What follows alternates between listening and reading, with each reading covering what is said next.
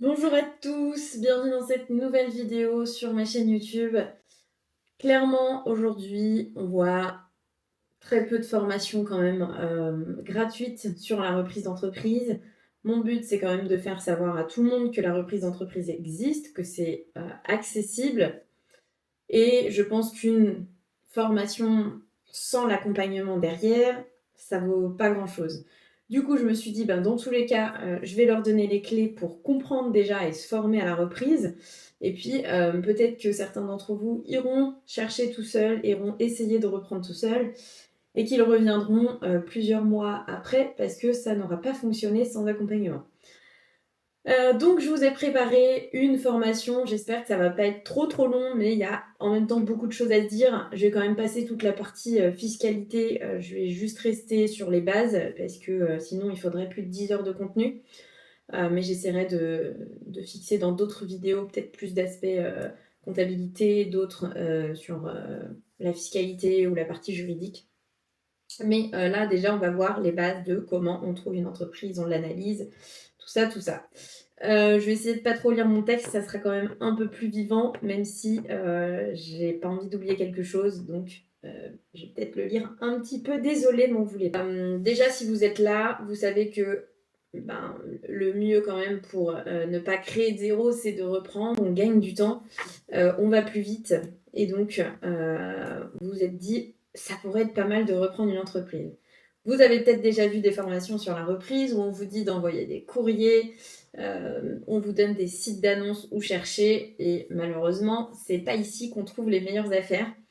Donc je vais vous en dévoiler un petit peu plus sur les méthodes de sourcing, parce que celles-ci sont clairement dépassées. Surtout qu'on a de plus en plus de sites d'annonces et il n'y en a toujours aucune qui vaut le coup parce que ce sont des annonces qui ne sont pas... on va dire que n'importe qui peut poster, n'importe qui peut évaluer l'entreprise et mettre le prix qu'il veut, et du coup, forcément, on a beaucoup de déchets derrière, contrairement à d'autres comme Dotmarket. Dotmarket, c'est là où on trouve toutes les annonces de plutôt sites e-commerce ou d'entreprises de la tech. Et elles sont évaluées en amont avant d'être mises en ligne sur le site. Ce qui fait qu'on a toujours quelque chose de bien évalué et qu'on tombe sur des choses qui valent le coup. Alors que typiquement, on a Fusac, qui reste le site le plus connu sur la reprise d'entreprise, un des plus anciens, c'est un dinosaure. Eh bien, on paye pour avoir le lead quand on est repreneur, mais par contre, on se tape vraiment tout et n'importe quoi, pour pas dire de gros mots. Donc voilà, je pense que c'est bien de trouver d'autres techniques. Donc voilà, je vais vous parler de fiches de cadrage, comment on trouve sa cible, de sourcing, d'analyse et de valorisation, de négociation et de closing, donc jusqu'à la signature de l'achat, du financement, parce qu'à un moment donné, il faut bien financer l'entreprise, et puis ensuite un petit peu de post-reprise une fois qu'on a repris. Qu'est-ce qu'on fait? Bon, alors déjà, pour commencer, il faut savoir qu'est-ce qu'on cherche. Qu'est-ce qu'on cherche comme entreprise? C'est-à-dire, vous vous êtes sûrement dit, moi je veux pas retourner dans mon secteur, dans mon activité actuelle, je veux quelque chose qui change complètement. Mais du coup, je sais pas quoi prendre, ou alors j'ai une idée, j'aime bien ça, du coup je me dirais, ok, j'ai envie de prendre cette voie, d'aller chercher des entreprises dans cette voie. Et là, j'ai envie de vous dire, attention, ça dépend de votre profil. Si vous avez un profil très technique, je sais pas, vous avez bossé dans une industrie sur l'agroalimentaire pendant plusieurs années et vous connaissez que ça, n'allez pas me dire demain que vous voulez reprendre, je sais pas, quelque chose qui n'a rien à voir dans le bâtiment ou une boîte de service, parce que ça sera très compliqué d'avoir des financements derrière et d'avoir aussi la confiance du cédant. Il faudra vraiment tout réapprendre depuis le début dans ce secteur d'activité, ce qui sera beaucoup plus de travail. Je ne dis pas que c'est impossible, je dis juste que c'est un peu plus compliqué. Donc, avant même de savoir quoi chercher, il va falloir faire une fiche de cadrage. La fiche de cadrage, c'est quoi? C'est le document que vous allez présenter aux avocats, aux banquiers, aux courtiers, aux cédants, aux intermédiaires, donc ceux qui vendent des entreprises. Et surtout, c'est votre document pour aussi remettre dans l'ordre en disant qu'est-ce que je cherche, quelle est ma valeur ajoutée, comment je me présente. Ça paraît peut-être banal, hein, mais c'est hyper important de le faire.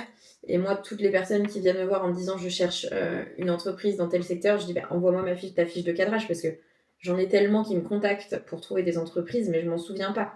Donc j'ai besoin de cette fiche pour la rentrer dans mon tableau et de me dire ah oui, lui il me parlait de ça, bah attends, je vais aller voir sa fiche de cadrage, est-ce que ça correspond? Dedans, ça doit répondre à quelques questions précises. Quelle est votre valeur ajoutée opérationnelle donc dans l'entreprise? Est-ce que vous êtes un excellent manager? Est-ce que vous êtes un excellent commercial? Est-ce que vous êtes très bon en marketing, marketing digital? Est-ce que vous êtes un financier? Vous allez pouvoir réduire les coûts. Est-ce que vous êtes un visionnaire? Dans ce cas, est-ce que l'entreprise a vraiment besoin d'un visionnaire au jour J? Quels sont aussi vos critères rédhibitoires? Donc, est-ce que si l'entreprise a une trop forte dépendance aux cédants, vous allez l'écarter? Est-ce que si le marché est en déclin, vous allez l'écarter? Remplir le document, c'est vraiment la première étape pour être pris au sérieux. Je vous mets du coup le modèle que j'ai en description. C'est le modèle également qui est utilisé au CRA, qui est une des formations sur la reprise d'entreprise à titre associatif, une des plus vieilles formations en reprise. On a encore beaucoup de monde à passer là-bas, qui viennent après, parce qu'il n'y a pas trop d'accompagnement derrière, et c'est fait avec des personnes qui sont volontaires. Du coup, je vous mets le lien en description si vous voulez le remplir. Et en parlant de définir la cible, je dois vous parler d'un des pièges que certains font. Beaucoup se disent je vais commencer petit, c'est moins risqué, et donc ils cherchent une entreprise de taille, on va dire petite, parce que oui, ça reste des petites tailles, parce qu'ils ont peur de ne pas être à la hauteur, de planter la boîte, parce qu'ils se disent je prends déjà un gros risque financier, donc par exemple en achetant une entreprise à 500 000 euros. Et en fait, c'est à tort de ne pas avoir assez d'apport en se disant si j'achète plus gros et qu'il me faut 30% d'apport, c'est compliqué. Mais ça, c'est une fausse croyance.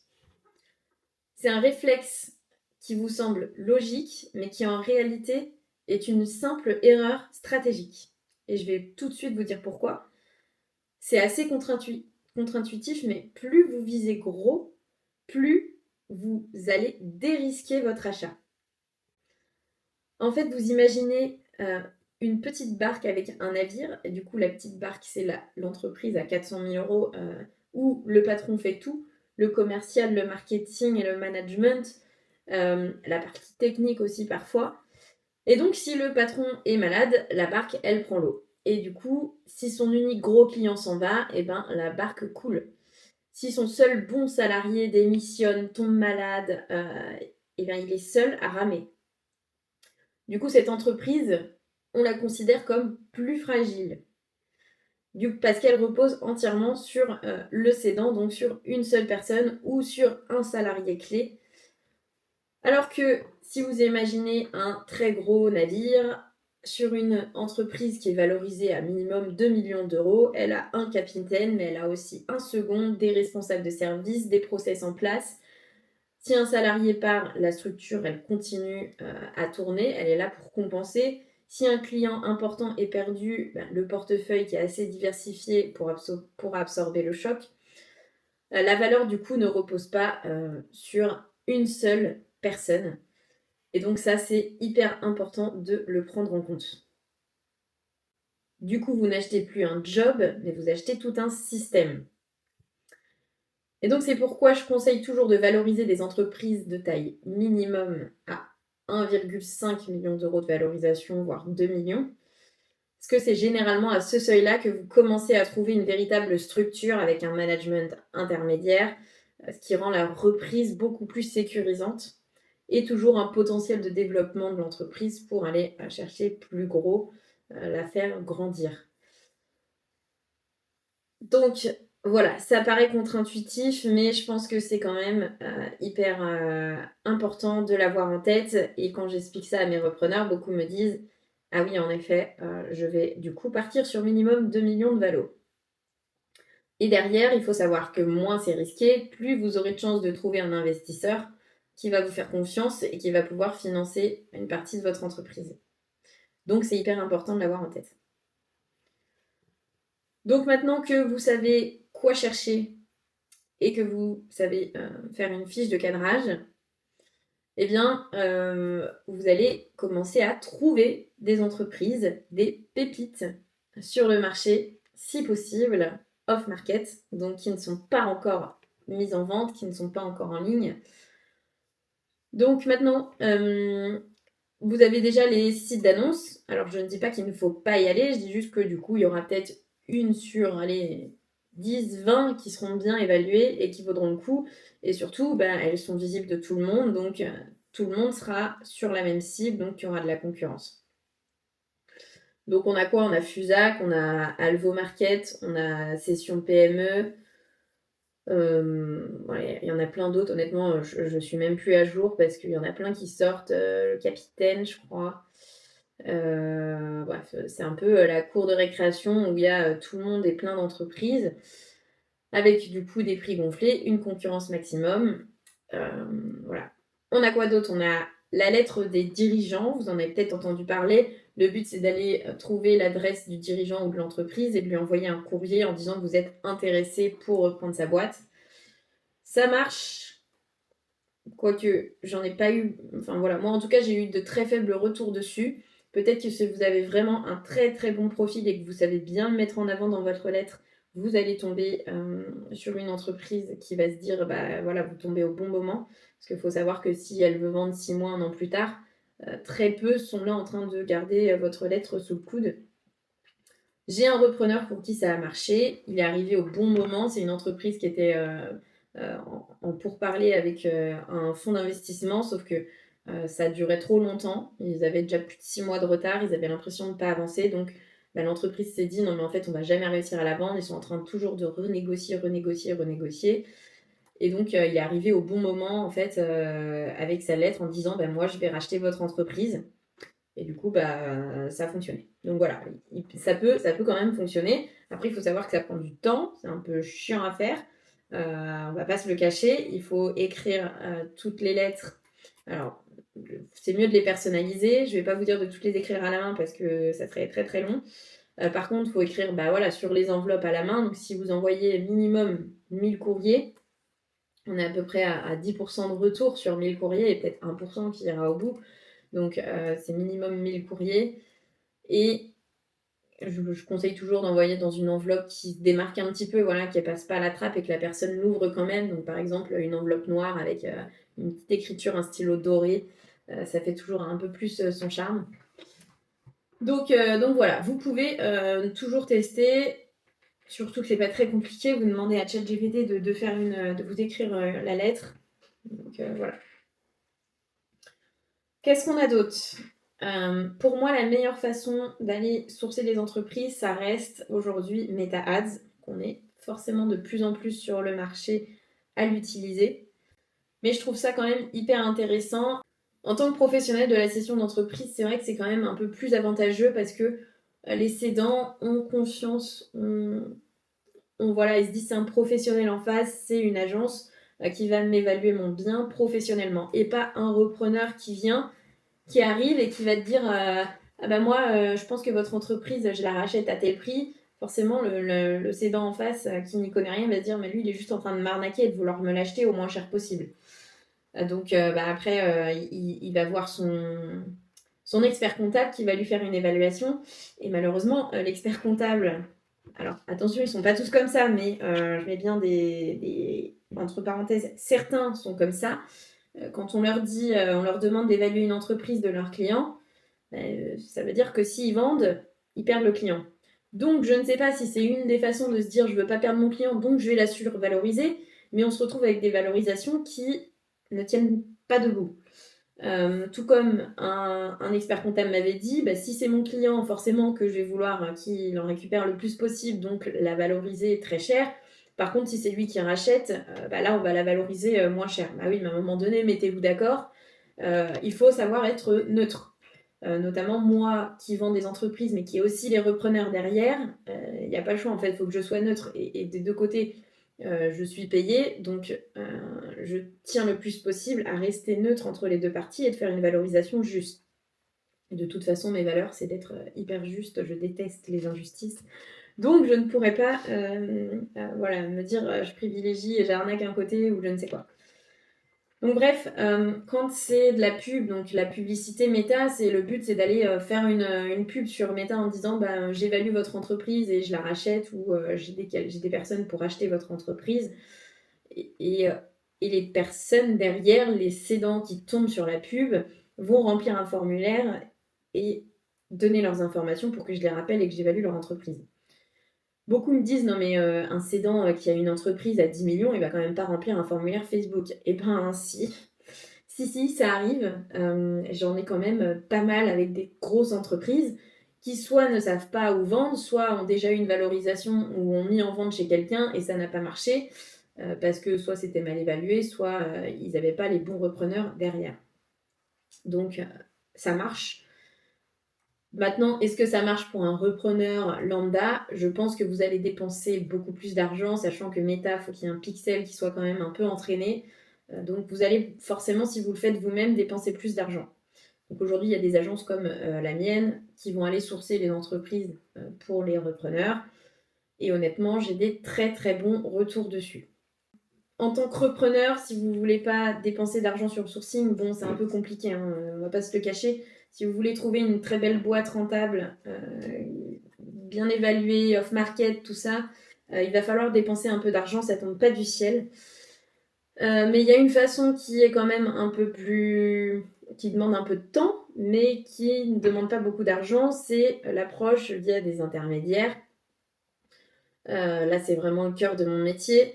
Donc, contrairement à ce que certains disent, les intermédiaires, ils sont là pour faciliter la vente. Mais attention, pas tous les intermédiaires, les bons intermédiaires en session d'entreprise.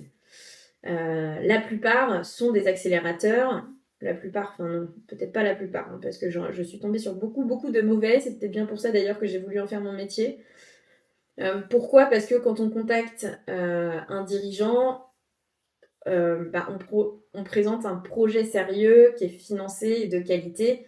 Du coup, le cédant, c'est immédiatement une personne qui aura besoin d'être assurée via l'intermédiaire.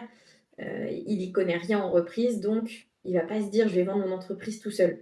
Il va se dire moi je vais trouver quelqu'un qui va le faire pour moi. On a quand même des gens qui ne veulent même pas vendre leur maison tout seul, qui passent par des agents IMO, alors que c'est 10 fois moins compliqué que de vendre une entreprise.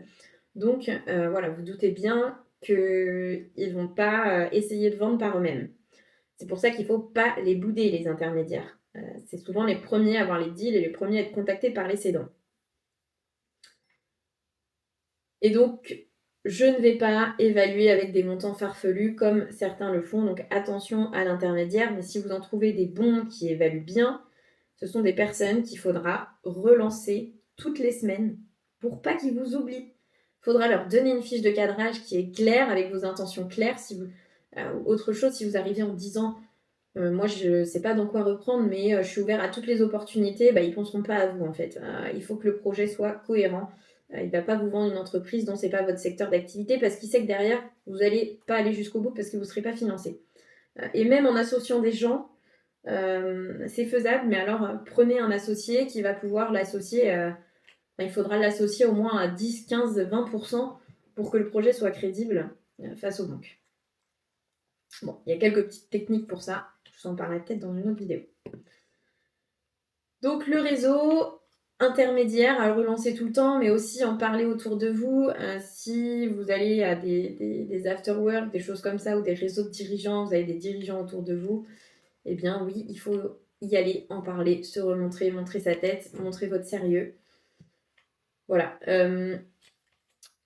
Et une autre chose, faut que j'arrête de faire des E.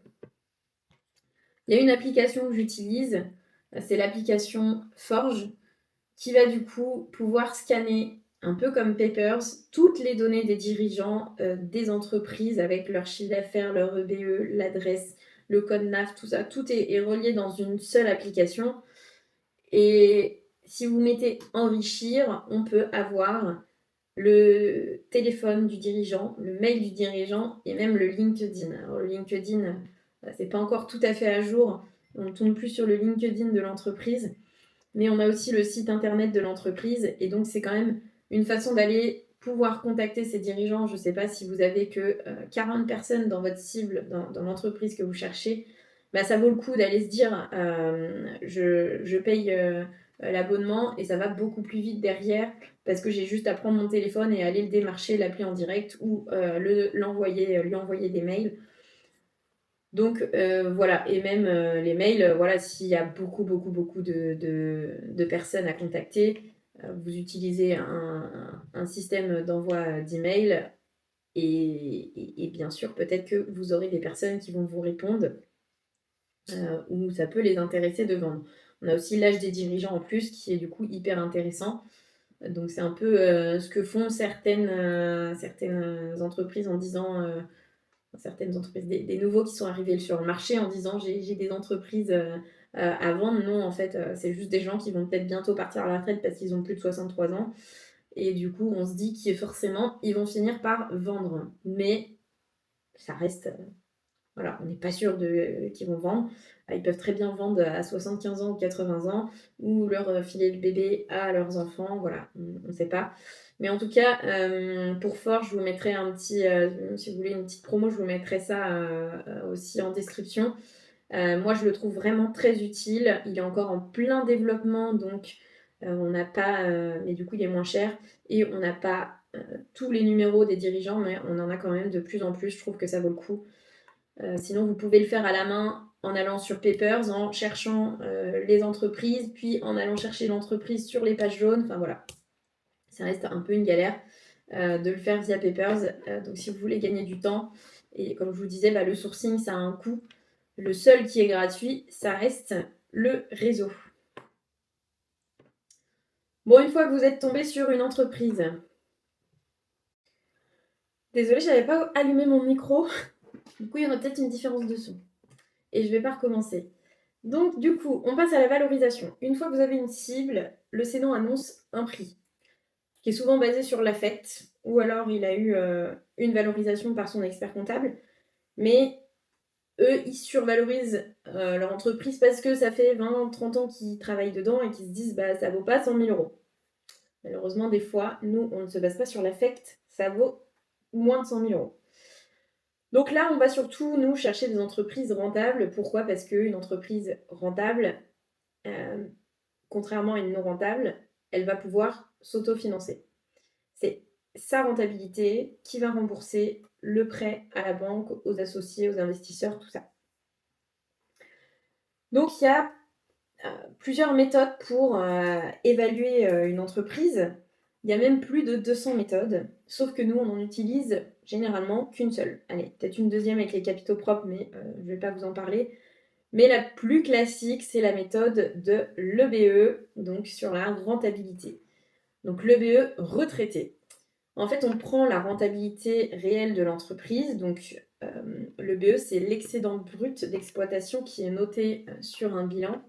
Bon, en gros, quand vous allez sur votre bilan comptable, vous allez dans le SIG, le solde intermédiaire de gestion. Et là, vous avez une ligne excédent brut d'exploitation.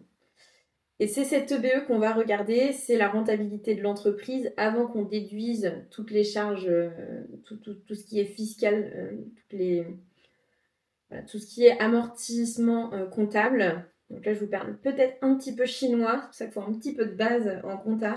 Je vous ferai un petit cours sur la lecture du bilan comptable. Donc, on prend cette EBE et là, c'est vraiment la rentabilité de l'entreprise. Avant impôt, avant amortissement comptable, c'est ce qu'elle peut payer tous les ans. Sauf que dans cette EBE, on a aussi du coup le cédant qui se rémunère. Donc ça veut dire que le BE vient après les charges qui ont été payées. Et dans ces charges, on a un cédant qui peut se prendre soit un très gros salaire, soit même pas de salaire du tout, soit des grosses voitures, se faire passer des voyages sur la boîte, plein de choses. Donc pour avoir quelque chose de réel, on va retraiter tous les superflus que le cédant se prend sur l'entreprise et que nous, quand on va reprendre l'entreprise demain, on va supprimer tous ces coûts superflus. Alors bien sûr, si le cédant du coup se prend 300 000 euros, on pourrait se dire bah attends, moi je vais pas lui dire, Et je ne vais pas retraiter 300 000 euros comme ça. Moi, demain, quand je viens dans l'entreprise, je prends 300 000 euros. Bon, alors, vous pouvez la tenter, mais ils sont généralement pas très cons. Et donc, ils savent très bien que leur salaire, il est très élevé et que du coup, il va falloir le retraiter. Ou alors, ils ont quand même un comptable qui a pensé à leur dire ça. Donc, en gros, on prend cette EBE qui a été retraitée par le salaire du dirigeant et du futur dirigeant et on va ajouter la trésorerie et déduire les dettes. Et là, on arrive à une valeur d'épargne sociale. Et ça, c'est vraiment pour calculer très rapidement la valorisation d'une entreprise. C'est important de savoir le faire seul et de ne pas du coup aller voir son expert comptable tous les 4 matins pour lui demander si l'entreprise est rentable, elle vaut le coup ou pas. Pour ça, pour moi, je pense que c'est essentiel de savoir lire un bilan comptable et d'évaluer une entreprise. Ça fait partie vraiment des bases. Donc cet EBE, on va le multiplier par 2, 3, 4 selon ce que vaut l'entreprise. C'est-à-dire que si c'est une très belle entreprise qui est nichée, qui ne dépend pas du cédant, on va pouvoir monter à 4 ou 5, qui est déjà bien structurée, tout ça, vraiment l'entreprise parfaite. Par contre, si c'est une entreprise où il y a très peu de salariés, où ça tourne vraiment autour du cédant, où il n'y a pas de CRM, donc de logiciel en place, que tout est encore fait à la main, en fait une entreprise où il y aura vraiment beaucoup de travail à faire quand on va la reprendre, et bien là, on va diminuer le multiple de l'EBE, et on sera plus sur des EBE x2, voire x1. Mais bon, x2 ou 3, généralement, c'est déjà pas mal. Je vais vous montrer un petit exemple. Donc, j'ai développé un prompt avec l'IA qui ne marche que sur Gemini. Donc, je vous le mets à disposition, mais attention, il faut aller l'utiliser sur Gemini. J'ai testé les autres IA, ils sont incapables de lire un bilan efficacement. Et donc, ce prompt me permet d'aller valoriser l'entreprise assez rapidement. Ça n'empêche qu'il faut quand même connaître la lecture d'un bilan. Ça permet juste d'aller plus vite et de pouvoir faire un récap ou une offre au repreneur, au cédant derrière. Concernant les multiples, je reviens dessus parce que c'est hyper important. Beaucoup me disent, bah oui, mais j'utilise quel multiple pour valoriser mon entreprise? Eh bien, voilà, comme je vous disais, x2, x3, ça reste des entreprises qui ont quand même un risque élevé. L'entreprise, elle dépend de pas mal de choses, soit du dirigeant, soit d'un seul client, soit d'un fournisseur. C'est vraiment quelque chose d'assez tangible. Par contre, un multiple plus élevé, c'est là où du coup le risque est assez faible. On sait que l'entreprise ne va pas couler demain, qu'elle est sur un marché de niche, qu'elle a plusieurs contrats, qu'elle a une équipe autonome, tout ça. Donc, pour le retraitement, comment je fonctionne? Moi, je pars du principe que le futur repreneur, on va lui mettre un salaire chargé à 70 000 euros annuels. Pourquoi? Parce que ça reste le salaire d'un DG, un bon DG d'une entreprise. Si jamais tu décides de ne plus travailler dans l'entreprise et de mettre un DG à ta place. On va bien sûr pas pouvoir compter le salaire du repreneur qui ne va pas être dans l'opérationnel, plus le salaire d'un DG. Ça va pas être possible. À un moment donné, il faut être assez réaliste sur ce qu'on peut faire et être assez juste surtout. Donc, je vous montre maintenant le prompt que j'ai fait. Alors, je mets à Gemini les 2 bilans de l'entreprise, généralement des 2 dernières années, comme ça on retrouve les 3 dernières années. Donc je lui dis que c'est un expert, tout ça, tout ça. Les seules choses qu'il y a à modifier si vous utilisez ce prompt, c'est le salaire du futur dirigeant. Alors là, on a fait exceptionnellement un salaire plus élevé car vous allez voir, c'est un dirigeant qui se paye très cher et donc on va pouvoir lui dire que nous, on se prendra 100 000 euros et qu'à côté de ce qu'il se prend, ce sera rien du tout. C'est une entreprise qui est nichée, qui a une très belle rentabilité, qui fonctionne très bien depuis plusieurs années. Et donc, on est parti sur un EBE à 4. Donc le BE, vous mettez ici le multiple de l'EBE. Et ici, le salaire du dirigeant. C'est vraiment le plus important à mettre. Le reste, il retraite tout seul tout ce qui est superflu, redevances de concession. S'il y a des choses que vous avez vues dans le bilan qu'il faut enlever, que vous n'allez pas reprendre derrière, par exemple un loyer, enfin des choses que le dirigeant passe sur la boîte mais que vous n'aurez pas à prendre, eh bien mettez-le dessus. Vous aurez la rentabilité réelle. Et sinon, si le dirigeant est salarié de l'entreprise et pas TNS, travailleur non salarié, dans ce cas, il va falloir lui dire combien touche le dirigeant car il ne pourra pas le deviner. Il me semble que là, il est travailleur non salarié. Donc voilà tout le prompt qui est du coup assez long. Je lui demande dans la première partie de me faire une synthèse de tous les chiffres. La deuxième partie, je lui demande de faire la valorisation de l'entreprise. Attention, je mets valorisation de l'entreprise, mais aussi donc juste du fonds de commerce. Le fonds de commerce, c'est quand on va reprendre que l'actif sans acheter la trésorerie ni les dettes. Et du coup, à la fin, je lui demande de me calculer les parts sociales avec ou sans stock. Parce qu'il y a des entreprises avec beaucoup de stock, comme par exemple, je suis tombée sur les bijouteries avec 700 000 euros de stock.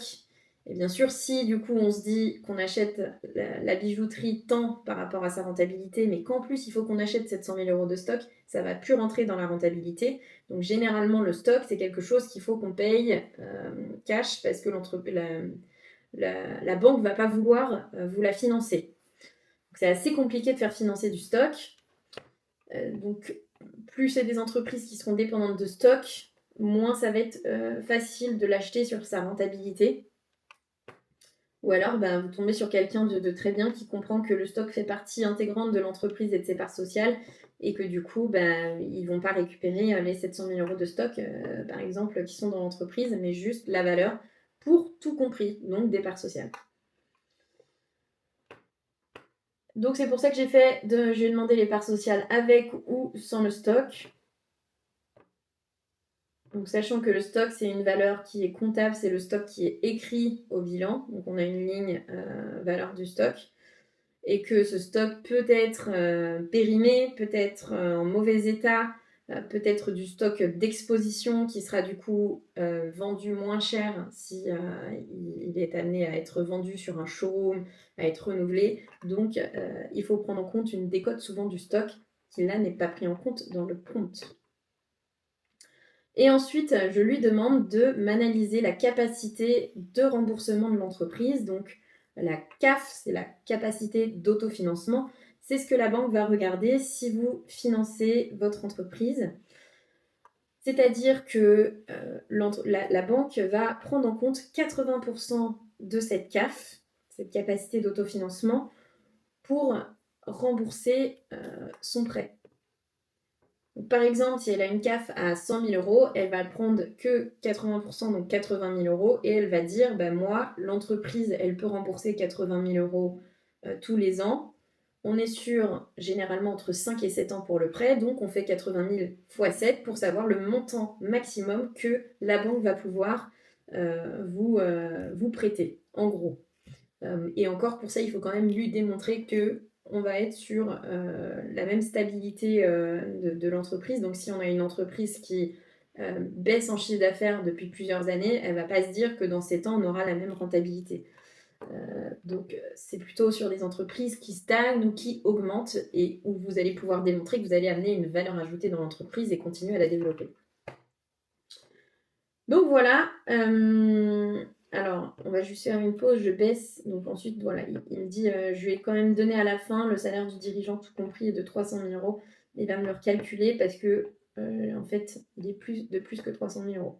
Je coupe 2 secondes parce qu'il y a le nom d'entreprise juste au-dessus, et donc je vous reprends là juste ici. Première partie, on a la synthèse des chiffres, donc on voit qu'on a quand même N-2, 1 300 000, 1 392 000 en chiffre d'affaires et là 1 345 000. On a une légère baisse. Il faut savoir que dans beaucoup d'entreprises, là sur 2024, c'est compliqué. On a eu vraiment une baisse dans beaucoup d'entreprises. Très peu sortent leur épingle du jeu et arrivent à avoir une belle évolution. Sauf qu'on voit quand même que le BE, malgré la baisse, a continué à augmenter du coup. Enfin, augmenter par rapport au chiffre d'affaires qui a baissé de 50 000, on a un EBE qui a baissé que de 2 000 euros. Donc ça, c'est très bien et qui a même largement augmenté. Il faudra approfondir en regardant les bilans. Peut-être que le cédant s'est pris plus de salaire en 2022, etc. Donc il a fait une réduction de coûts parce qu'il savait qu'il allait vendre son entreprise bientôt. Ça, c'est aussi une des petites techniques pour maquiller la mariée. L'importance d'avoir un bon expert comptable et de savoir lire entre les lignes. Si vous avez besoin d'un expert comptable, d'ailleurs, j'en ai un très bon sur la reprise que je pourrais vous recommander. N'hésitez pas à me le demander en commentaire ou de me contacter. Je vous mettrai de toute façon tous les liens pour me contacter. D'ailleurs, si vous trouvez cette vidéo très bien, n'hésitez pas à me mettre un pouce, mettre un commentaire. Ça me ferait vraiment plaisir pour continuer à vous faire des vidéos de ce type.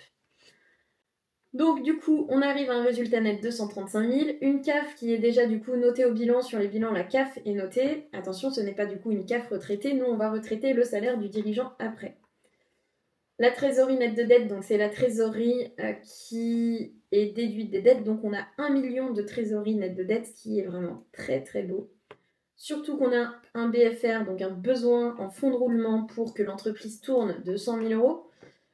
Donc on a, allez, quasiment, on va être large, hein, on a au moins 500 000 euros de trésorerie excédentaire dans l'entreprise. Des capitaux propres qui sont à 1,6 million. Beaucoup, et mon expert comptable me le dira et le redit, on ne peut pas acheter, alors on peut dans les faits, mais ça serait dommage d'acheter une entreprise en dessous de ses capitaux propres. Aujourd'hui, les capitaux propres, c'est l'actif que contient l'entreprise. Là, elle a 1,6 million d'actifs, dont les 1 million de trésor. Et donc, ça veut dire que l'entreprise vaut minimum 1,6 million.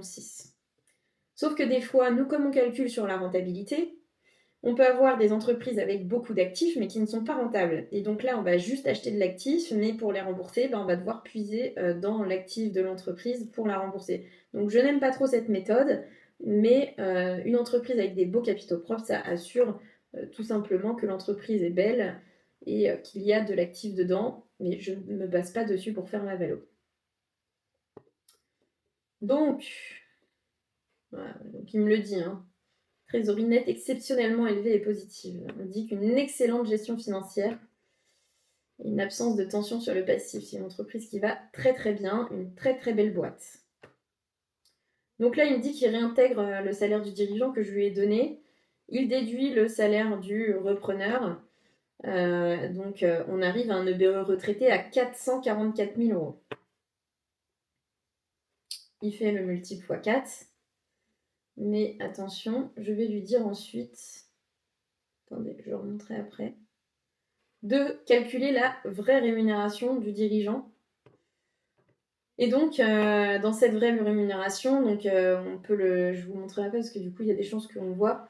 Il a vu que la rémunération de l'exploitant était de 250 000, qu'il y avait le RSI, donc ça, c'est toutes les charges sociales du dirigeant. Sauf que moi, j'ai été vérifiée au bilan et il a quand même oublié la CSG déductible et non déductible du dirigeant. Petite erreur. Il me dit, ouais, vous avez raison, toutes mes excuses. Donc c'est pour ça que l'IA ne fait pas tout, qu'il faut quand même aller vérifier. Hop. Ce qui fait quand même 35 000 de plus. Donc tout coût total, ça a dû être très bien calculé avec son comptable parce qu'on est juste en dessous des 400 000 de rémunération. Donc là, on va lui dire quand même qu'il est passé, que nous on prend 100 000 et que lui il se prend 400 000, donc bon, on a été gentil. Je vous remonte un petit peu, donc on est sur la valorisation. Bah, du coup, je sais plus si je l'ai remise après. Ah, du coup, je lui ai dit de refaire le prompt avec la vraie valorisation. Donc, on repart sur tout ça. Je vous l'ai déjà montré, ça n'a pas changé. Donc, le BE retraité passe à 543 000. C'est honnêtement très beau. Sur un EBE x4, on est à 2 174 000, ce qui fait que le prix, moi, du fonds de commerce, c'est là ma valorisation. Je le valorise à ce prix-là. C'est la valeur de l'entreprise sans la trésorerie, sans les dettes. Donc ensuite, on calcule les parts sociales, on ajoute la trésorerie, moins les dettes, donc la trésorerie nette de dette qui nous avait calculé d'1 million.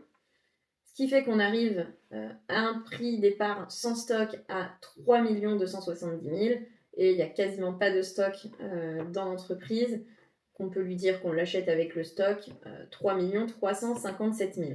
Maintenant, c'est bien, on a le prix de notre entreprise. Par contre, est-ce que l'entreprise est en capacité de rembourser tout ça? Parce que là, on achète quand même beaucoup de trésorerie. Donc, on va aller regarder la dernière partie sur la capacité d'autofinancement. Donc, la CAF retraitée, parce que forcément, on retraite aussi le salaire du dirigeant. Là, avec 75% de la CAF prise en compte. Et ensuite, il me calcule 80% de ma CAF.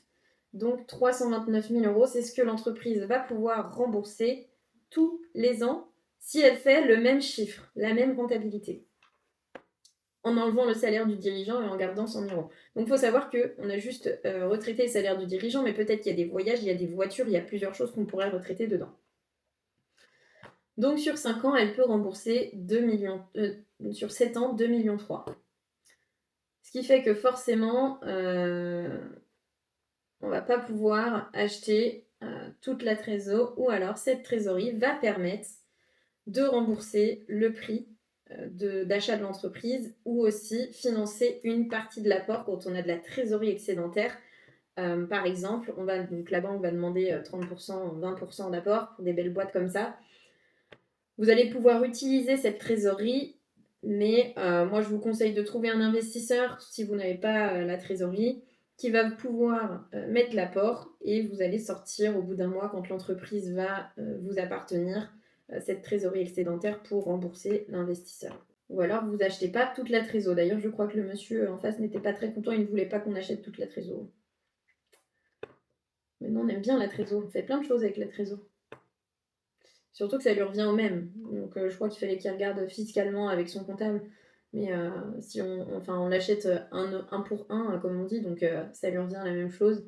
Il y a juste des petites valeurs fiscales derrière, parce qu'au-delà de 500 000 euros, il est imposé sur la vente de l'entreprise. Donc voilà, après je lui ai demandé de me refaire des valos pour qu'il tombe à 1,7 million, parce que c'était ce qu'on voulait lui proposer. Du coup, c'est-à-dire qu'on part sur un multiple de 3,13. Du coup là, je lui dis de faire de refaire la valo avec 120 000 de rémunération et un EBE retraité en multiple de 3. Donc voilà, je m'amuse un petit peu, enfin on s'amuse avec mes repreneurs. Et là on tombait sur 2 753 000, du coup ce qui est plutôt correct. Donc je coupe mon écran, désolée je vous la mets plus, mais parce que du coup il y a le nom qui... Voilà, on a mis ensuite, on a fait un prompt avec, pour faire une LOI un peu maison, avec tout ce qu'on veut trouver dedans, comment l'acheter. Là, je peux vous remontrer les conditions de la gap, comment on l'achète, une partie en crédit vendeur, une partie en cash, tout ça. De toute façon, il fallait la tenter. Donc voilà, je vous recoupe tout ça et je vous reprends ici. Donc j'espère que vous avez bien compris sur le prompt, j'ai essayé d'être assez claire. Je vous, du coup, le mettrai dans le petit fichier à télécharger à la fin. Donc du coup, maintenant qu'on a la valorisation de l'entreprise, eh bien, vous allez du coup lui faire une offre. Vous pouvez tout à fait aussi lui demander dans ce prompt de faire l'offre, de la rédiger au montant que vous voulez, tout ça. Moi, je conseille quand même toujours de faire l'offre avec une avocate. Donc là, quand on a fait la LOI, c'était en coaching et l'avocate était présente. Mais sinon, voilà, vous faites d'abord une offre pour commencer les négos en lui faisant juste un mail par écrit. Mais s'il y a beaucoup de personnes dessus, la LOI permet quand même, donc c'est la lettre d'intention, l'offre officielle, ça permet que vous ayez toute l'exclusivité et qu'il ne soit pas en train de négocier ailleurs une fois qu'elle est signée. Parce qu'il peut très bien aller voir les autres preneurs. Je sais que là, ils étaient 5 sur le dossier. C'est un dossier qu'il a eu via la CCI, donc il n'était pas tout seul. Et il peut très bien dire, regardez, j'ai eu cette offre, il montre, et puis il n'y a pas d'exclusivité derrière parce que c'est juste un mail, et que derrière, ça surenchérisse un peu. Donc voilà, pour ne pas perdre le deal, le mieux c'est de faire la LOI, d'avoir un avocat ou une avocate qui est assez rapide pour vraiment mettre à l'écrit et récupérer l'exclusivité rapidement. Donc tant que maintenant vous êtes tombé d'accord avec le vendeur sur la valorisation, eh bien vous avez fait 10% du chemin, bravo! Non, donc maintenant c'est là que le vrai travail commence parce qu'il va falloir sécuriser le deal. Donc là ça commence, c'est un vrai marathon juridique et financier qui va se dérouler en plusieurs étapes en parallèle. Donc je vais essayer d'être assez claire dans toutes ces étapes. Donc comme je vous disais en premier, vous avez la lettre d'intention, la LOI. Donc une fois que l'offre orale est acceptée, il faut la formaliser. C'est le document qui grave dans le marbre les grandes lignes de votre accord. Ce n'est pas le contrat de vente final, mais du coup juste vraiment un engagement moral assez fort qui encadre toute la suite. Donc je vous conseille de la rédiger par avocat. Vous allez négocier dans cette LOI des points critiques, donc l'exclusivité qui est non négociable pendant une certaine période, généralement moins de 3 mois, où le vendeur s'engage à ne pas négocier avec d'autres personnes. Donc ça vous protège et ça vous évite de dépenser des millions d'euros dans des audits pour rien si jamais du jour au lendemain il vous dit bah non je veux plus vous vendre parce que j'ai renégocié ailleurs ou quoi. Même si ça peut toujours arriver quand même. Le prix et ses conditions, donc dedans vous fixez le prix qui est toujours conditionné au résultat des audits, mais du coup s'il y a des cadavres dans les placards, le prix pourra être revu à la baisse. Ensuite toutes les conditions suspensives, ça, c'est vos portes de sortie. La plus importante, ça reste l'obtention du prêt bancaire, du financement. Si la banque vous dit non, le deal est annulé et du coup, il n'y aura pas de pénalité pour vous. Attention, il faut bien mettre les conditions, le taux, le montant de l'emprunt, tout ça. Ensuite, vous allez aussi parler de la GAP, les grands principes de la garantie d'actifs passifs. On y reviendra juste après, mais en gros, c'est l'assurance que le vendeur vous vend une entreprise qui est propre. On fixe du coup le principe dans la LOI pour dire qu'il y aura une gap et que le montant de la gap sera défini selon les audits. On ne peut pas encore savoir s'il y a des grands risques ou pas, donc on ne va pas fixer le montant tout de suite. La clause de non-concurrence et l'accompagnement post-session. Du coup, vous devez vous assurer de ne pas que le vendeur ne va pas remonter de boîte derrière ou juste en face, juste après la vente, ni avec un frère ou un associé ou quelqu'un d'autre dans le même secteur d'activité. Et puis pour l'accompagnement qui va vous aider à transmettre sereinement, en douceur, la reprise de cette entreprise et vous transmettre tout ce qu'il sait pour que ça se passe bien. Une fois que du coup cette LOI elle est signée, donc là vous rentrez dans la phase des audits. Donc vous allez d'abord commencer par lui demander la data room, donc c'est souvent un espace sécurisé en ligne où il va déposer tous les documents que vous allez demander. Donc ces documents, ne vous inquiétez pas, c'est votre expert comptable et votre avocat qui vont vous les demander. Contrat de travail, baux commerciaux, les factures, les statuts, les litiges en cours, vraiment tous les contrats, même le contrat d'Orange. Donc c'est le moment de vérifier que la mariée est aussi belle que sur la photo. Quand on disait maquiller la mariée, ben c'est là qu'on va vérifier qu'ils n'ont pas trop maquillé les choses. Donc là, c'est surtout le travail de votre avocat expert comptable d'aller tout éplucher pour débusquer le moindre risque. C'est pour ça que c'est important d'avoir un très bon expert comptable et une très bonne avocate. N'hésitez pas à me demander, j'en connais des très bons. L'audit du coût financier, il va confirmer que les chiffres sont bien réels. L'audit social, il va vérifier qu'il n'y a pas de bombe à retardement avec les salariés. Mais voilà, il faudra aussi vous assurer qu'il n'y ait pas des prud'hommes en cours, qu'il n'y ait pas un salarié qui part en retraite dans 1 an, parce que du coup, voilà, il va falloir que vous déduisiez le montant que vous allez devoir lui donner à la retraite, parce que c'est pas à vous de le payer. Pas mal de choses dessus. L'audit juridique, il s'assure que tous les contrats sont solides. Contrat fournisseur, contrat client, tous les contrats. Donc c'est une phase intense qui demande une organisation assez militaire et c'est aussi à vous d'aller vérifier sur place l'état du stock, des machines, du bâtiment, des logiciels, tout ça. Ça, il n'y aura personne à le faire pour vous. Ensuite, on rentre dans l'étape 3 qui se fait en même temps. Pendant que les audits tournent, votre avocat commence à rédiger le contrat final et ça passe par le protocole d'accord. C'est la version longue et blindée de la LOI. Tout y est détaillé à la virgule près. le prix final qui est ajusté ou non après les audits. Donc, c'est pour ça qu'il faut quand même commencer les audits avant parce que sinon c'est ici qu'on va devoir renégocier. Sinon il faut mettre dans le protocole qu'il faudra encore revoir après les audits, mais je vous conseille pas vraiment. C'est quand même mieux de les voir dès le début. Surtout le contrat de garantie d'actifs passifs qui va être aussi rédigé en parallèle. C'est votre bouclier en fait, la gap.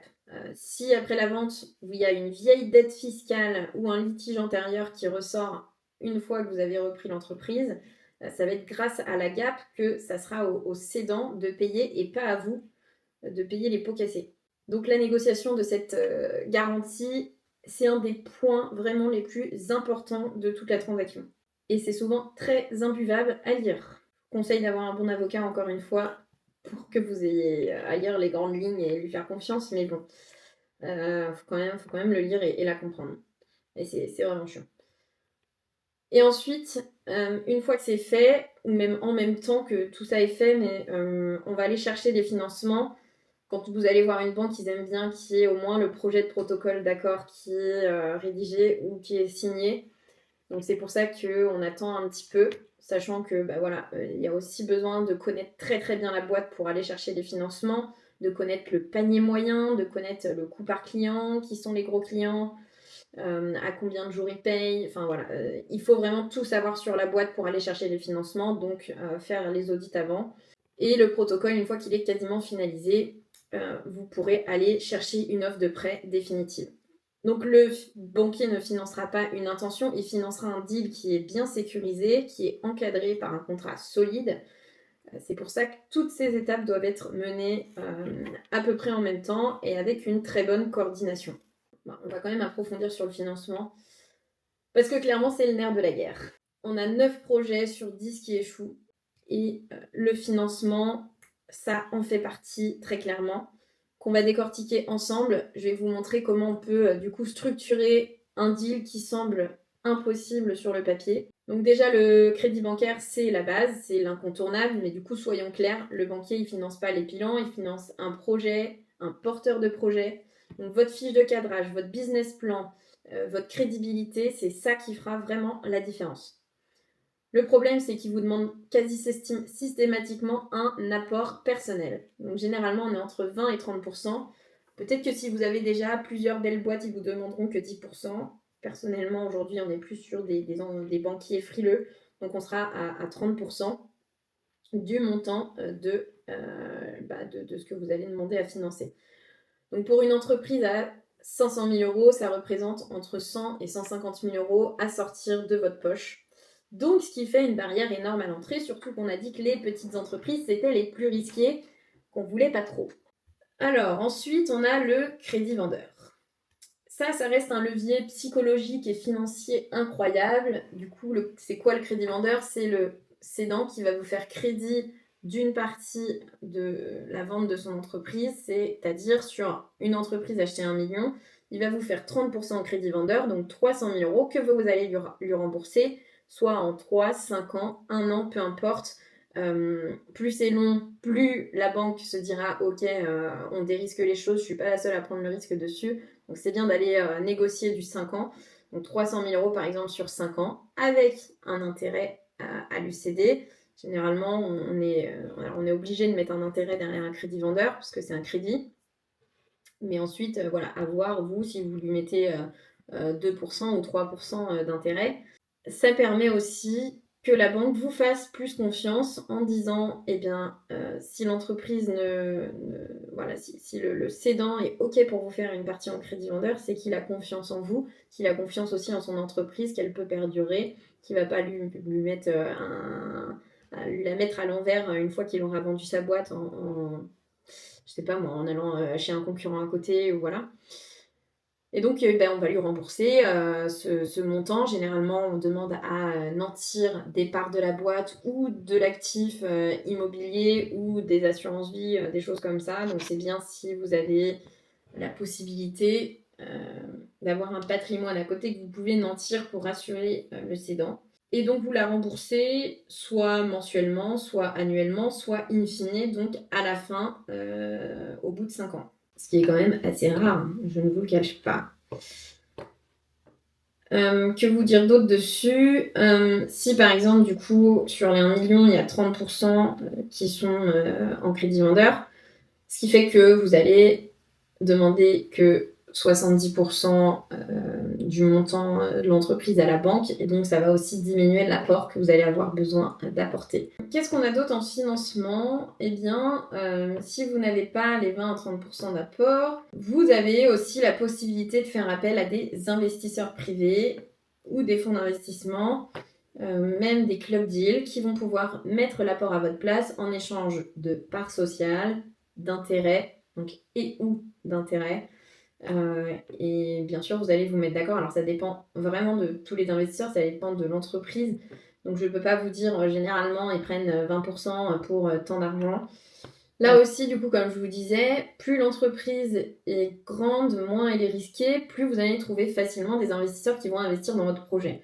Donc, c'est pour ça que c'est quand même important d'aller chercher des entreprises qui ne sont pas trop petites et ne pas avoir peur de les financer parce que voilà, avec les bons contacts, vous pouvez trouver des investisseurs qui cherchent à placer l'argent dans des projets qui sont vraiment solides, portés par des entrepreneurs qui sont ambitieux. Voilà, donc généralement, comment ça marche? Ils prennent une petite part dans la holding, au capital, ou voilà, peu importe. Mais sachez que ça existe.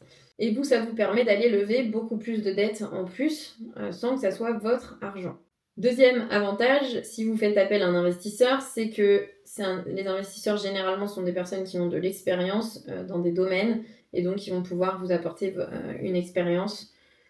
Donc voilà, après, oui, ça a des inconvénients, il faut quand même leur faire des retours sur l'entreprise, sur des KPI, savoir comment ça se passe. Mais voilà. Moi, je trouve que c'est plus un avantage qu'un inconvénient, parce que dans tous les cas, il faudra suivre vos chiffres. Ensuite, la partie closing, eh bien, une fois que vous avez tout ça, après des mois de travail acharné, vous y êtes enfin.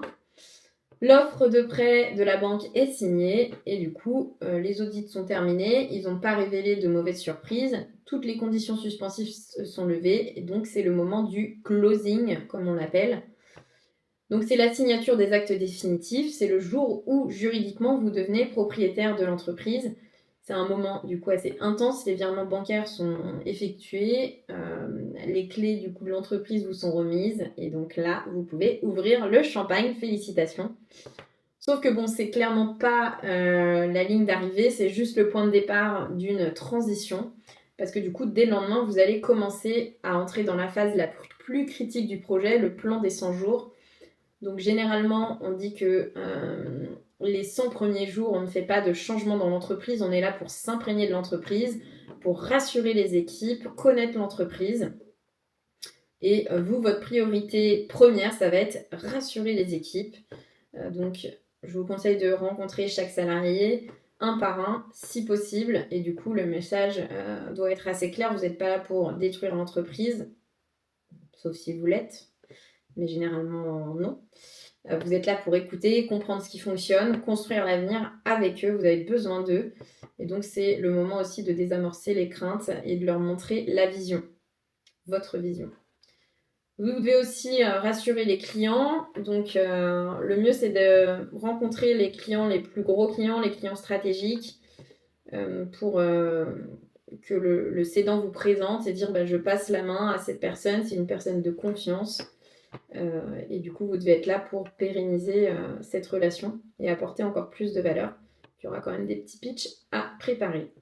Et pareil pour les fournisseurs, il faut eux aussi les rassurer pour leur faire savoir que les factures seront payées en temps et en heure et que le partenariat va se poursuivre.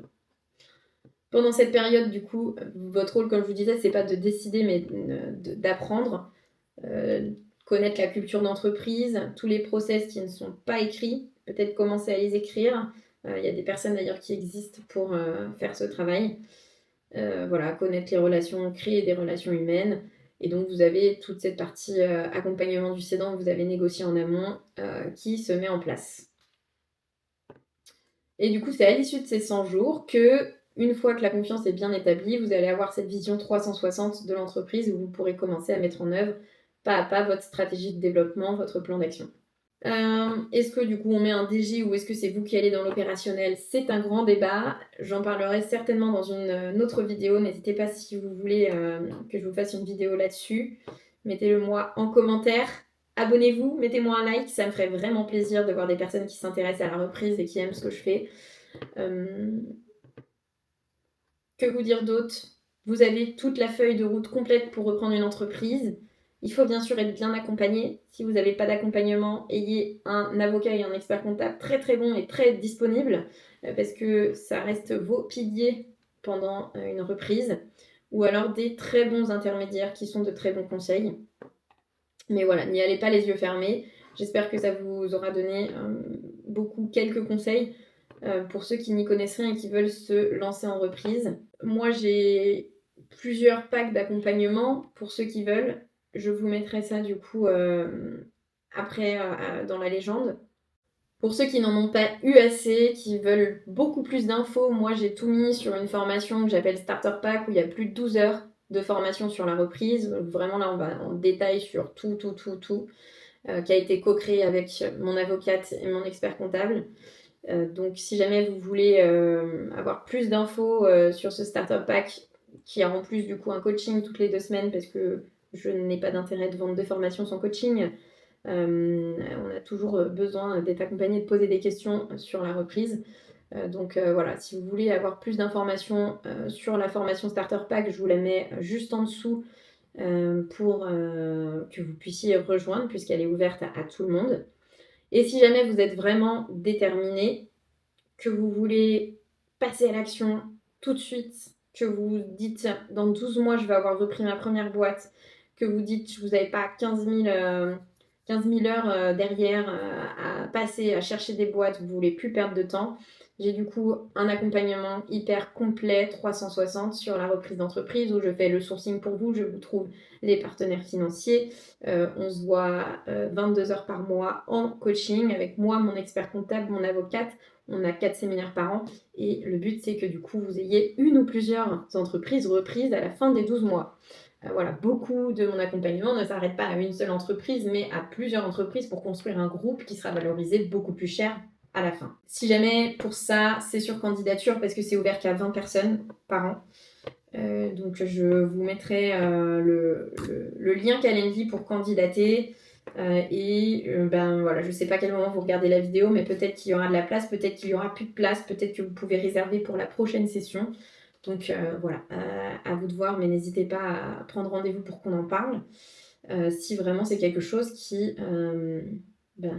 vous tente. Quoi d'autre? C'est bien, je vous mets du coup à télécharger aussi gratuitement la boîte à outils complète, comme je vous ai promise, avec la fiche de cadrage. Je vous mets aussi le questionnaire du premier et deuxième rendez-vous, les questionnaires qu'il faut poser absolument aux cédants qui font toute la différence. Alors on n'a pas eu le temps d'en parler ici, mais voilà, peut-être que ça pourrait aussi faire l'objet d'une prochaine vidéo. Qu'est-ce qu'on demande vraiment aux cédants pour ne rien oublier? Et surtout mon prompt Gemini, ça c'est un énorme cadeau, surtout que je pense qu'il est très très très bien fait, très efficace. Donc voilà, n'hésitez pas à vous en servir ou me poser des questions dessus si vous en avez. Voilà, j'espère que je vous ai apporté un maximum de valeur. Je vous laisse encore une fois me le dire en commentaire. Et puis je vous dis du coup à bientôt et j'espère que vous allez bientôt reprendre une entreprise. Salut!